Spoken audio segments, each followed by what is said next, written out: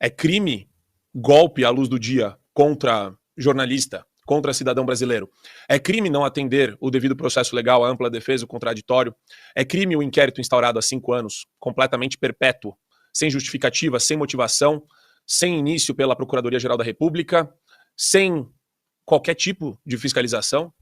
É crime você fechar meios de comunicação como Terça Livre. É crime você quebrar um decreto de graça constitucional outorgado pelo presidente da República, o Daniel Silveira.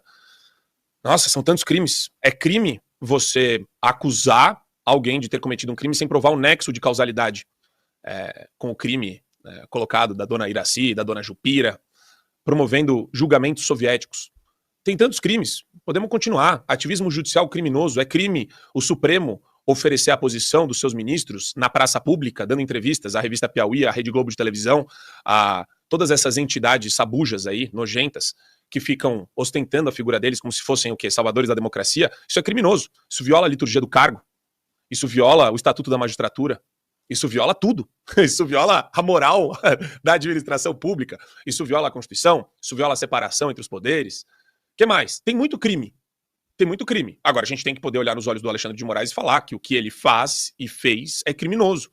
É um criminoso que deveria estar atrás das grades. Deveria estar preso. Alexandre de Moraes deveria estar preso. Carmen Lúcia deveria estar presa. Carmen Lúcia assumiu o crime no voto dela. Que nem o Alexandre de Moraes, que nem o Gilmar Mendes. Quando ele adianta os votos lá na entrevista que ele dá pro UOL, Gilmar Mendes dando entrevista pro UOL. Criminoso. Porque ele não é... É diferente de a Cris dar uma entrevista pro UOL, se ela quisesse dar entrevista para esse meio de comunicação vagabundo e, né, na sua pior situação, né, morrendo praticamente. Você fala, tá, a Cris tá falando sobre o que ela acha do que tá acontecendo no país. Agora, quando o cara é um ministro do Supremo Tribunal Federal e começa a adiantar votos em praça pública, e eles fizeram isso inúmeras vezes, ou que nem a Carmen Lúcia, criminosa, merecia perpétua, Carmen Lúcia, como bem disse a Cris, merecia perpétua. Censura somos contra, mas excepcionalmente eu voto com o relator. Então a senhora é uma criminosa. A senhora é uma criminosa que deveria se envergonhar. Não é professora de direito constitucional. Não é absolutamente nada. A senhora é um ser que fede enxofre. Ah, Marco, você fala isso, a Polícia Federal cola na sua casa no dia seguinte. Ah, é? Cadê a Polícia Federal? Chegou a hora do pessoal perder o medo de falar o que é óbvio e ululante. Ministro criminoso tem que levantar uma placa numa manifestação popular de rua e falar: são bandidos criminosos. Que nem o post do Elon Musk, agora, ontem. A corrupção não é uma corrupção financeira, se bem que, né, se fosse investigada a Suprema Corte Brasileira, vocês iam ver a quantidade de crime que tem lá, também de corrupção financeira, de venda de voto. O que mais tem, eu falo isso toda hora, na reforma de uma Constituição que a gente almeja, que restabeleça a moralidade do país, a gente precisa tirar o HC deles. O HC tem que ficar no STJ. Quer dizer que vai acabar o crime? Não, não, não. Quer dizer que o tráfico de influência de advogado criminalista maleteiro, vagabundo, vai ficar no STJ. Mas o que a gente não pode é ter o guardião da Constituição sendo financiado pelo narcotráfico, sendo financiado por lavador de dinheiro, sendo financiado por bicheiro, sendo financiado pelo que tem de pior da nossa sociedade. Porque é assim que eles fazem. São as esposas sócias de escritórios de advocacia que vendem e compram, vendem e compram, vendem e compram. É um mercado de balcão. Então, é um Supremo Tribunal Federal criminoso. E muita gente na advocacia não fala porque tem recurso lá. Interpôs recurso extraordinário e está esperando o julgamento. Está rezando para ser deferido o recurso dele.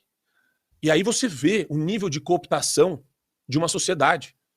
Ah, Marco, mas a OAB falou nesta última semana.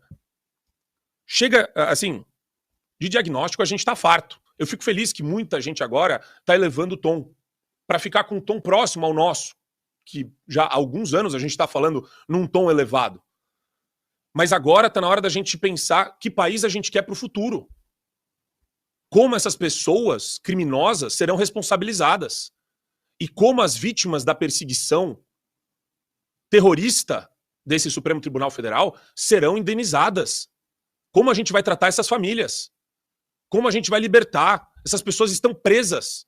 Fora a tortura psicológica de jornalistas que têm medo de criticar um Supremo Tribunal Federal.